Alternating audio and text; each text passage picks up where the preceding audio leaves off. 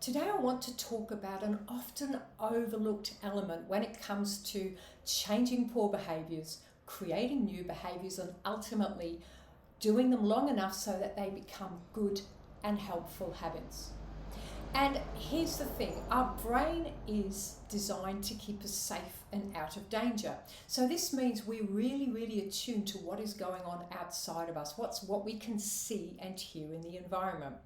So if we can manage our environment better, we can set ourselves up for better behaviours. So the first two things you can do is you can either create a better environment to help you with your new behaviour. If you've ever been to a smorgasbord or an all-you-can-eat buffet, I'm sure I'm not the only one that has probably eaten too much. There's so many choices that we often go and have a little bit of everything, or they're just so tempting that we just can't leave them. So let's say that you want to get up in the morning and exercise instead of sleeping in. If you put your clothes, your exercise clothes, by your bed so that they're the first thing you see when you wake up, you are setting up your environment to help you be more successful. You could put the alarm clock on the other side of the room so that you have to get out of bed to turn the alarm clock off. You can also remove things from your environment to help you be more successful. If you have tempting foods around the house, well, put them in a tin at the top of a cupboard. Put them out of sight and somewhere where they're really hard to access.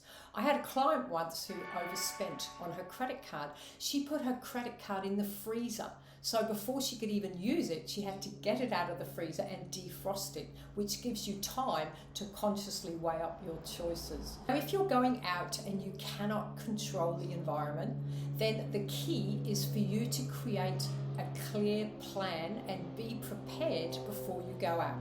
So that might mean writing out what I will do when I get to this party, how I will manage my behaviours. You may determine that you will allow yourself one drink, and after one drink you will have a glass of water.